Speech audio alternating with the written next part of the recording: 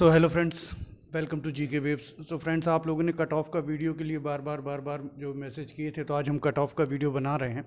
तो फ्रेंड्स, आज मेरा वो जो सिलेबस डिस्कशन वाला वीडियो वो नहीं आ पाएगा, क्योंकि आज मैं कट ऑफ के वीडियो को दे रहा हूँ। और आप लोगों को भी इन्फॉर्म कर देता हूँ।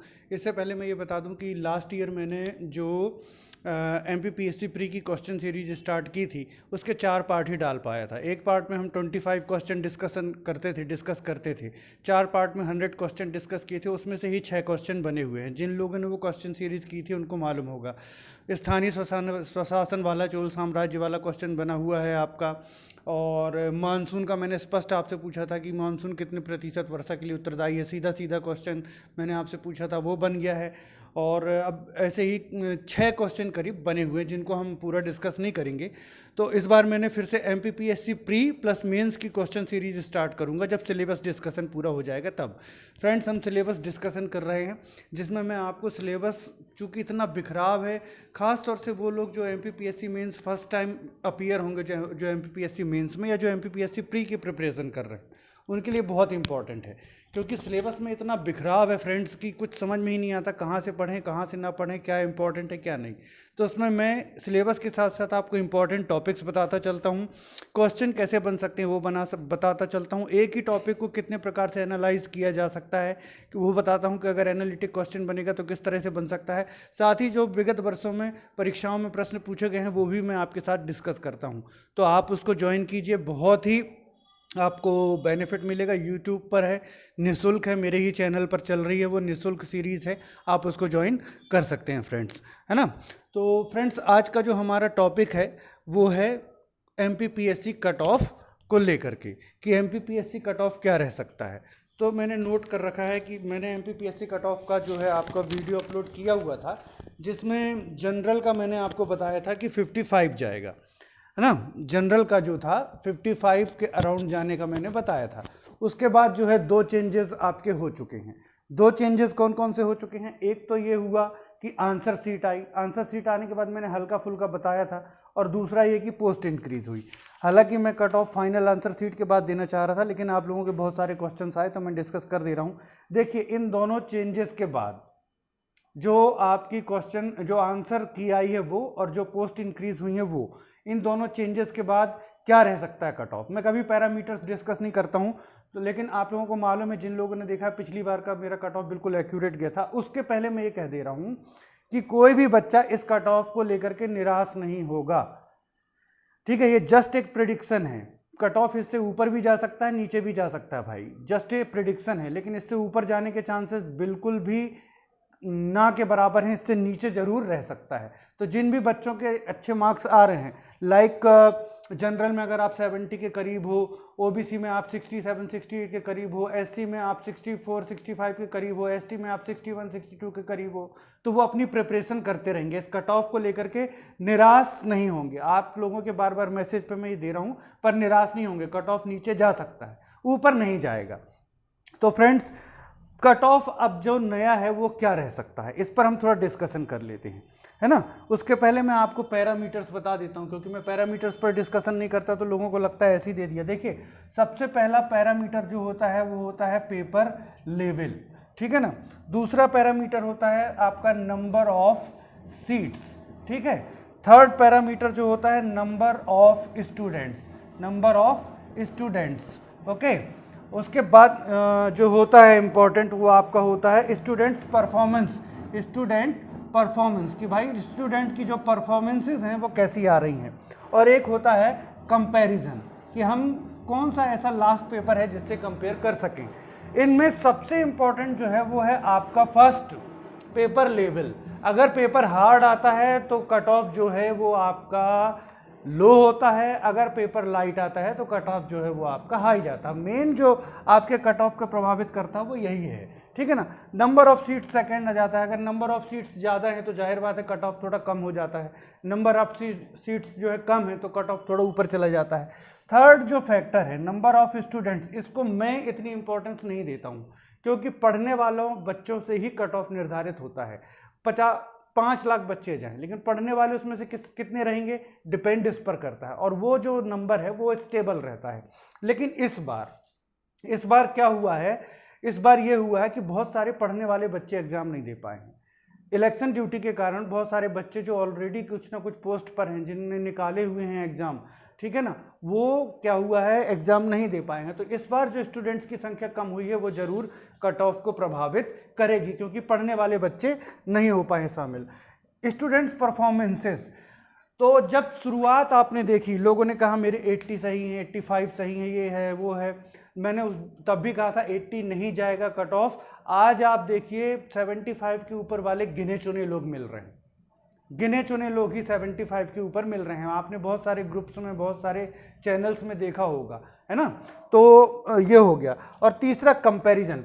अब इस पेपर का कंपैरिजन हम किस पेपर से करें, एकदम एक्यूरेट कोई पेपर नहीं मिल रहा है। कोई कहे कि 4-5 साल पहले 162 वाले से कंपेयर करिए, उतना इजी पेपर नहीं है। 2019 ही एक मुझे ऐसा पेपर मिला जिससे इसको कंपेयर कर सकते हैं, लेकिन 2019 से थोड़ा सा ये पेपर हार्ड है ना।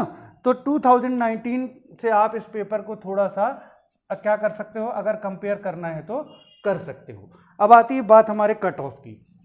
तो फ्रेंड्स कट ऑफ क्या रहेगा, कट ऑफ जो फ्रेंड्स जनरल में 2 सिचुएशन मैंने रखी है, जनरल और ओबीसी में। अगर रिजर्वेशन 14% रहता है और अगर रिजर्वेशन 27% रहता है, ओके। तो जनरल पहले हम बात करते हैं, अगर रिजर्वेशन 14% रहता है तो जनरल का कट ऑफ जो है वो जाएगा 74, हमारे लास्ट कट ऑफ से 1 पॉइंट कम। एक पहले बता दे रहा हूं, ये नंबर ऑफ क्वेश्चंस हैं, मार्क्स नहीं है। तो 74, इसमें आप -1 कर सकते हो, मीन्स 73, 74। फीमेल कैटेगरी में जो चला जाएगा वो आपका जाएगा फ्रेंड्स 71 से 72। जनरल मेल 74 -1, फीमेल 71 से 72। उसके बाद थोड़ा सा यहां पर फोकस रखिएगा, है ना, कवर हो रहा है, दिख रहा है, ओके। तो ये हो गया। उसके बाद आते हैं ओबीसी। ओबीसी में फ्रेंड्स आपका जो है, अगर रिजर्वेशन 14% रहता है तो जनरल बॉयज में अराउंड 72 से 73, लेकिन मेन आप 72 माने, 72 रहेगा। और ओबीसी गर्ल्स में जो है वो 69 to 70 चला जाएगा, ओके। ये तो हो गया अगर रिजर्वेशन 14% रहता है। अगर रिजर्वेशन 27% हो गया तो जाहिर बात है जनरल का कट ऑफ थोड़ा सा बढ़ जाएगा। तो अगर रिजर्वेशन आपका 27% हो गया तो ये 75 हो सकता है आपका जनरल मेल का कट ऑफ, और जनरल फीमेल का हो सकता है 72 से 73। उसके बाद ओबीसी, जाहिर बात है अगर 27% रिजर्वेशन हो जाएगा तो ओबीसी का कट ऑफ कुछ कम हो जाएगा। तो ओबीसी का कट ऑफ यहां पर 71 to 72 के अराउंड रहेगा। वहीं ओबीसी फीमेल का कट ऑफ जो है वो 67 से 68 के बीच रहने की संभावना है। तो friends general 2 situation, OBC 2 situation. अगर 14% रहता है तो जनरल 74 -1 हो सकता है, फीमेल 71 से 72, फिर ओबीसी मेल 72 से 73 और फीमेल 69 to 70। और अगर रिजर्वेशन 27% हो जाता तो जनरल 75, जो फीमेल है वो आपका 72 से 73, ओबीसी मेल 71 से 72 और फीमेल 67 से 68। उम्मीद है आपको दिख रहा होगा। ईडब्ल्यूएस, इस कैटेगरी का कट ऑफ जो प्रिडिक्ट करना वो बहुत मुश्किल रहता है, और इसमें मैंने चेंजेस किए हैं। जो मेरा लास्ट कट ऑफ है उससे मैंने इसमें कुछ चेंजेस किए हैं, तो आप ध्यान से देख लीजिएगा। ईडब्ल्यूएस में मेल कैटेगरी में जो जाने के चांसेज हैं वो है 71, ओके। और फीमेल कैटेगरी में जो जाने के चांसेज हैं वो 68 से 69, ओके। तो इसके बाद आता है एससी कैटेगरी। एससी कैटेगरी में मेल में जो जाएगा वो आपका जाएगा 64 से 65 के बीच जाएगा पोस्ट इंक्रीज के बाद। और जो फीमेल कैटेगरी है वो आपका 63 के अराउंड रहेगा, ठीक है। एसटी कैटेगरी, एसटी कैटेगरी में जो आपका जाएगा वो जाएगा अराउंड 62 to 63, और फीमेल कैटेगरी में चला जाएगा ये आपका 61 से 62। तो ये सारी कैटेगरीज के जो थे कट ऑफ थे पोस्ट इंक्रीज होने के बाद और आंसर की आने के बाद। हम एक फाइनल कट ऑफ जो है अपना देखेंगे, लेकिन कब देखेंगे? जब हमारी फाइनल आंसर की आ जाएगी, उसके बाद फाइनल कट ऑफ देखेंगे।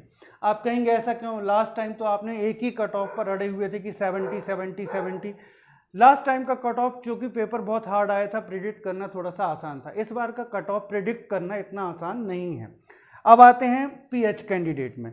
तो पीएच कैंडिडेट के लिए आपका जो ओएच का है, अब देखिए सीट्स तो बढ़ी हैं ओबीसी और ईडब्ल्यूएस और दूसरी कैटेगरीज में। जनरल के लिए तो कोई सीट बढ़ी नहीं, तो जनरल के लिए यहाँ पर कुछ ज़्यादा चेंजेस हैं नहीं। इसी तरीके से दिव्यांगजनों की भी कोई सीट नहीं बढ़ी है, तो वहाँ भी ज़्यादा चेंजेस है नहीं। बस वही है कि जो आंसर की है उसके हिसाब से एक एक मार्क्स कम मान लीजिए। ओएच का जो है वो आपका 65 चला जाएगा, वीएच का 59 चला जाएगा, और एचएच का जो है वो 52 से 53 के बीच चला जाएगा। ओके, क्योंकि पोस्ट जो इंक्रीज हुई है इसमें आपके लिए कोई भी प्रावधान नहीं है।